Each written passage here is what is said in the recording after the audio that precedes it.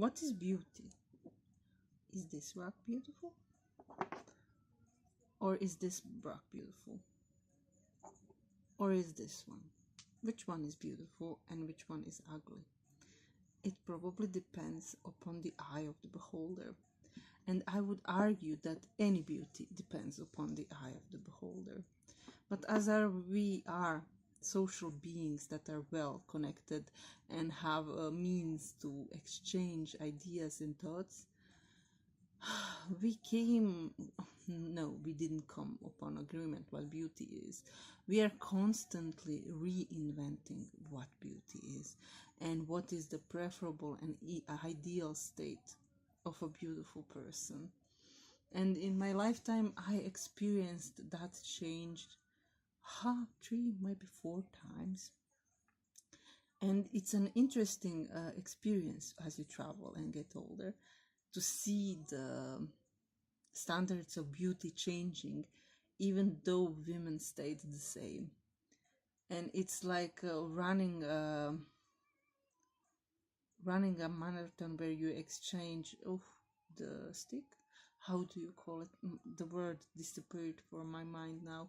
So it's constantly another person who is beautiful. I told my friend who is a bit overweight that she would be the queen of the salon in a Renaissance, earlier in the Baroque times, that she would be the queen of the salon because all the skinny girls would faint and she would dominate the conversation. And but as we see paintings and sculptures, we see how the ideal type of beautiful person is changing over time. So I was watching a K-drama, A Queen of the Ring, and I enjoyed it so thoroughly. It's just 3 hours long, and I highly recommend that you go and check it out and create your own opinion. And I will probably be spoilery about it. I was thinking, why did such a short drama covering just 3 hours check out so many boxes, so many different topics that are important to me, that I'm thinking about since I was a child. Because as a child, I was this skinny, scrawny girl with no breasts, and they teased me to no end because my reaction was so entertaining. And I humored it, then I got angry. Sometimes I hit boys because of it, but they were merciless in making fun of me. And then the shift happened as I entered puberty. We shifted from lush actresses like earlier days with plump breasts and such things. We shifted in adoring supermodels, and suddenly being thin and tall was like end of all things, and all my friends were suddenly jealous of me and my figure, like, oh, lucky you're so thin, you're so tall. And I was like, I'm not that tall. Those models have 10 I don't know, centimeters above me. So it was an interesting shift in perspective, because one year I was this skinny, scrawny thing you can mock about whenever you like, and the next year the boys were looking at me and the girls were like, oh, look at her, she looks so, I wish I had her figure. And I was like, I look the same, but the rules changed. And suddenly my friends who were admired before, who had curves, were like, oh, look at me, I have to go dieting. And I was like, no, you don't, you look excellent. Just please ignore this change. And I heard that nowadays, I heard because I'm old and I'm not in a line, there's a thickness that is popular. I'm like, all right, that sounds good. But then you hear about plastic surgeries and you're like, it's always toxic. No matter what kind of a type is popular, it always becomes so toxic when it lasts for some times, because everyone is trying to look the type. But I think that the saturation happens when enough people start to look like that said type. The rules change and the beauty standards shift towards something that is less common. And that's how we change our perspective about what is beautiful and what is ugly. So in The Queen of the Ring, we have this short little Korean woman who's adorable. She's cute as she can be cute. But she's not tall, she's not fair skinned, her eyes are the wrong shape. And I watched enough of Korean dramas to see how she doesn't fit the stereotype of what a beautiful Korean woman is. And I loved it because they didn't portray her um, extremely, like that she's extremely rude or that she's extremely something. She was just like this nice person, just ordinary person, uh, accidentally in love with this super hot guy who doesn't look at her at all. And it's an interesting thing within the series is that it is portrayed so well about why she likes him and why he likes her. And although she thinks, and it's said in the series, that she likes him because he's handsome, I would argue that that's not the case. With her super handsome friends, she went to bars and met really, really a lot handsome Korean guys. But she didn't fall in love with them. She fell in love with this guy.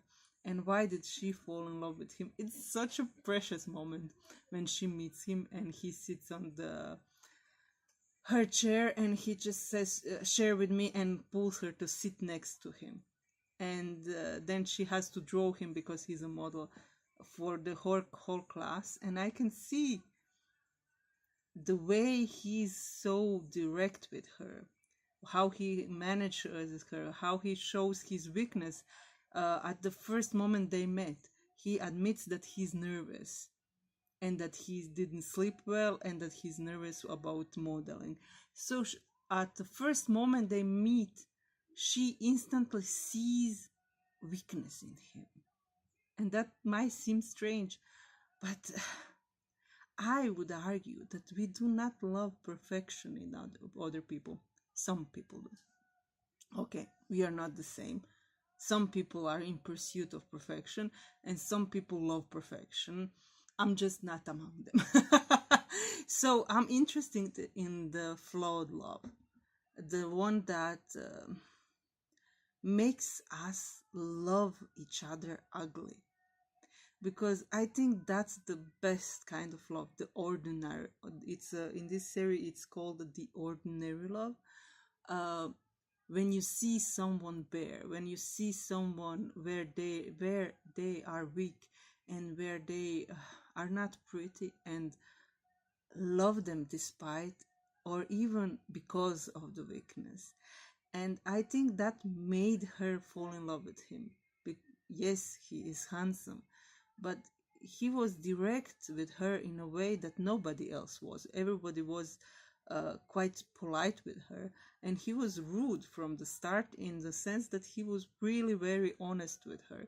And later, when they have coffee, you see him, her being honest back at him, and as she is honest back at him, you can see the development of an emotional bond. And that's the thing I love the most in fiction. That's why this series so resonated with me. I love the most when you can see the bond forming, when you can see what it is that makes those two people like each other, care for each other, and stick to it to one another.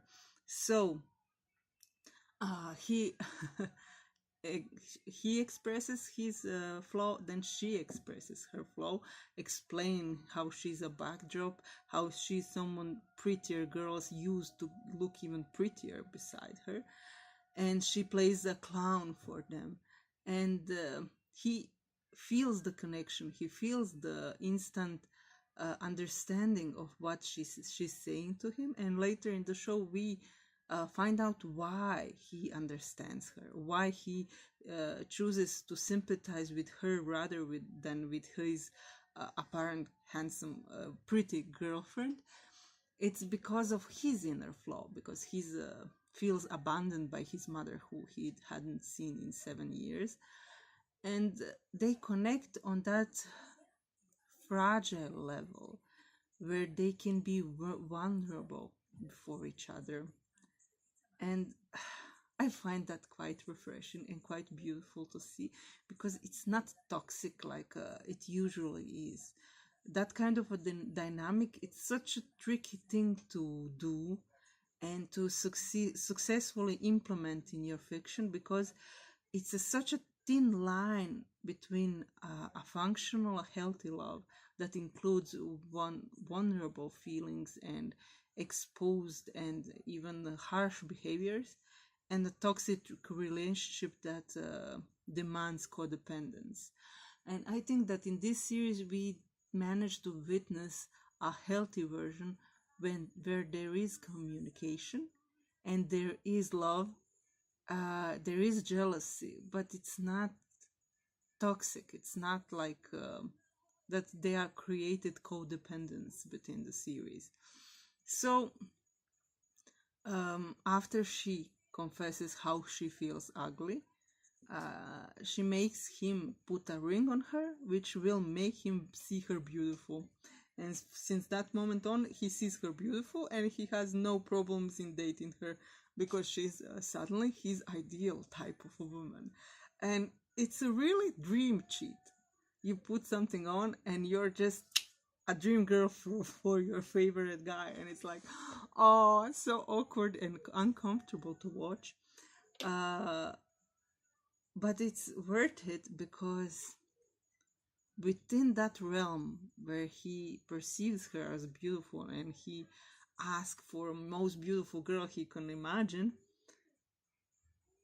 you can see the connection forming further, just building upon what already happened, even if he's not aware that that is the same person. And we see glimpses of him still thinking about the uglier version of her, and worrying about the uglier version of her, and how he is somehow attracted to her personality traits that are not beautiful. And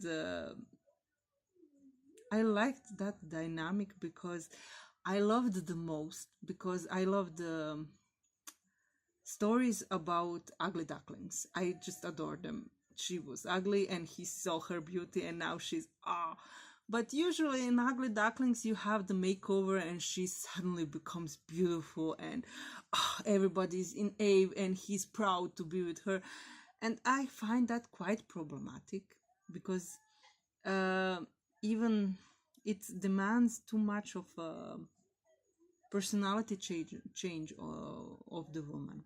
So in this series, I loved the way they handled it, because all the while he thinks of her as pretty, she keeps her personal style of modest and broad clothing, and we see this beautiful girl in clothing that does not flatter her. And when the series ends, even if she had a short moment where he dresses her up and she walks the runway and she does look lovely, not really changed, but really lovely, she is still herself, with her recognizable style, with her recognizable hair, and she didn't have to change and become beautiful for him to love her. He just came to love her as she is, and that's the best kind of romance there is. And inside the series there are so beautiful metaphors for what ugliness is and why we should love ugliness, and I'm like, yay. And in the scene when she's in a cafe bar with another man and he got his little jealousy after they break up, we see the glimpse of how easy it would be for her to have a guy who is not that perfectly handsome, because this guy is really perfectly handsome. perfect bone structure, just adorable face. And but by the end, you lose the sense that he's prettier than her. They just match somehow, and I love it. I'm all there for it. That's my rant about Queen of the Ring. I do recommend you watch it because it is a nice experience. I even rewatched certain scenes to see them again because they feel so nice. And it really reminded me of why do I insist upon writing romance. I just adore romance. Romance is the most beautiful thing you can do in a fiction. Just like that sense of getting together, of connecting, of just it's so nice. Anyway, uh, either you feel ugly or beautiful, you are worth loving, and you have a function. You have your life to live, and both of these songs are equally beautiful, even if they don't look the same. See you around. Bye.